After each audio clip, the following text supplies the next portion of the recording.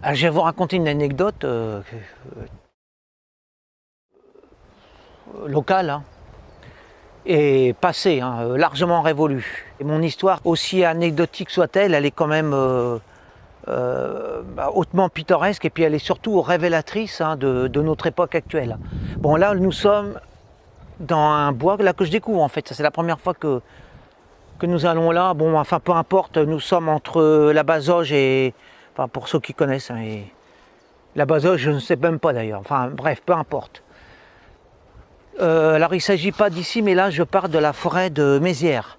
Alors, je tiens ça de mon grand-père. Hein, donc, ça date des années 1910-1920. Et puis, ça s'est prolongé jusque vers les années 40. C'est la grande forêt. Là, c'est pas vraiment une forêt, c'est un bois, là. Alors, dans la forêt de Mézières-sous-Lavardin, figurez-vous que en ce temps-là, donc à peu près un siècle, hein, il y avait un endroit qu'on surnommait le frappe d'Abo. Le frappe d'Abo. Alors qu'est-ce que ça veut dire le frappe d'Abo? Eh ben, c'est du sartois, ça veut dire frappe d'abord. Alors pourquoi? Parce que ce lieu qui était situé au cœur de la forêt, hein, c'était un carrefour en fait, dans un carrefour de sentiers comme ça, boisés. Et on appelait ça le frappe d'abo, donc le frappe d'abord parce qu'on estimait que ce lieu était tellement dangereux, fréquenté par des brigands. Alors, je ne sais pas quel était le rapport, ce qu'on appelait des brigands, disons, il y a un siècle. Enfin, toujours est-il qu'on estimait ce point tellement dangereux, ce carrefour en pleine forêt, qu'il fallait d'abord, dès qu'on voyait un inconnu, il fallait d'abord le frapper, le cogner avec un bâton, parce que c'était les normes de l'époque. Hein. Je veux dire par là que c'était pas le frapper avec enfin, comme actuellement, quoi, avec des outils entre guillemets de maintenant. Et après on discutait. Vous voyez bien le contraste incroyable avec notre époque. Hein.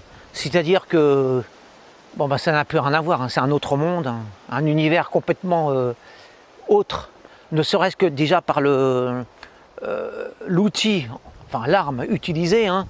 On ne frappe plus des gens avec des bouts de bois trouvés par terre dans une forêt. Hein.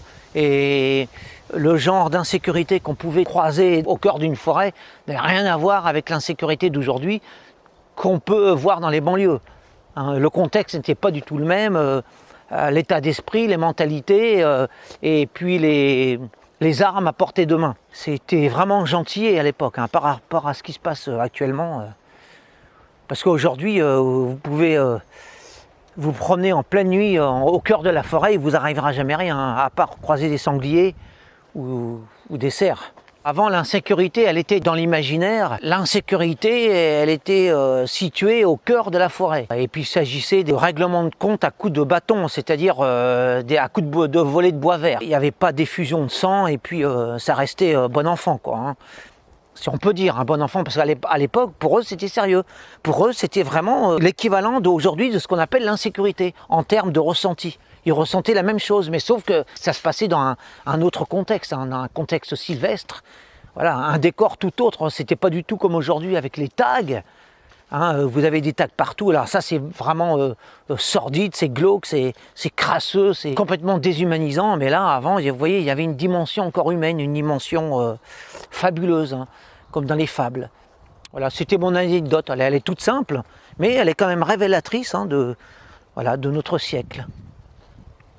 Alors aujourd'hui, l'insécurité, ça va jusqu'à l'informatique, l'aspect moderne à notre portée, jusqu'à l'insécurité cybernétique. Vous avez les escroqueries à la carte dans les distributeurs bancaires, vous avez les vols de cartes, etc.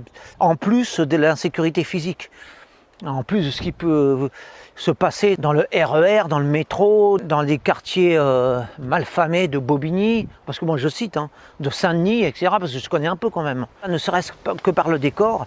Déjà à l'époque, il y a un siècle, c'était non seulement gentillet, mais c'était même des belles histoires en fait. Et d'ailleurs, ces histoires que me racontait mon grand-père, moi je l'apprends comme une belle histoire. Et à l'époque aussi d'ailleurs, il y avait un côté folklorique qui leur plaisait, et moi qui me plaît encore aujourd'hui, lorsque je considère cette anecdote. Là, je viens vous exposer deux univers radicalement opposés.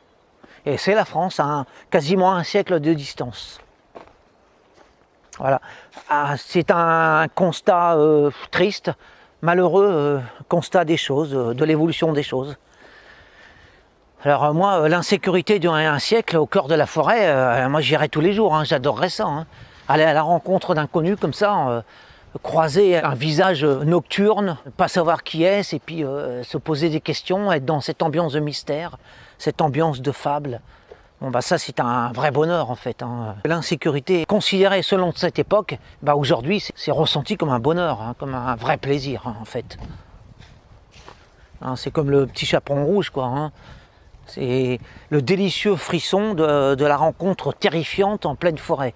Et terrifiante et en même temps pleine de poésie, pleine de délices en fait. Hein. Alors ce qui est drôle c'est que bah, on considérait ce lieu-là, cet endroit précis de la forêt comme le lieu malfamé par excellence de la région, enfin de la localité plutôt.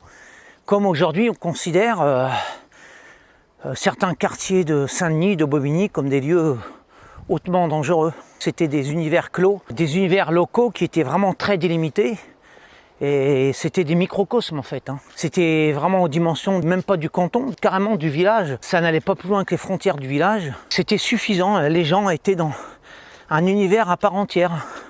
Et le village à côté, c'était une autre galaxie. Enfin, aujourd'hui, ça paraît absolument minuscule. Hein. Les dimensions de l'époque, vues d'aujourd'hui, eh ben, sont dérisoires. C'était l'esprit de clocher. Hein. Ça n'était pas étendu dans l'espace, mais dans les mentalités, c'était tout un univers. Ce sont les aventures humaines, les aventures individuelles, moi, qui me font rêver. Hein.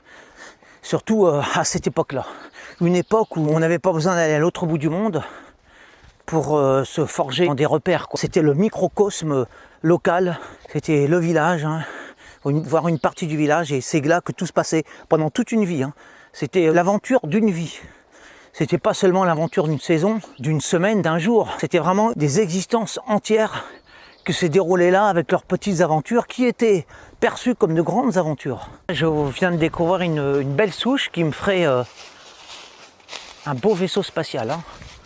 Pour retourner sur la Lune, parce que l'autre souche que je vous avais déjà montré, elle est en train de s'effriter, hein, de s'étioler, de se désagréger. Puis, bon, moi celle-là aussi quand même, elle est quand même bien avancée, mais elle pourrait quand même faire, oui, elle pourrait quand même faire l'affaire. Hein. Bon, c'est une belle souche. Hein. Cela dit, c'est une belle souche. Il y a de quoi chevaucher. Hein. Pour me rendre sur la Lune, enfin tenter de me rendre sur la Lune. Je ne sais pas si ça pourrait fonctionner avec celle-là, mais ça ne me coûte rien d'essayer.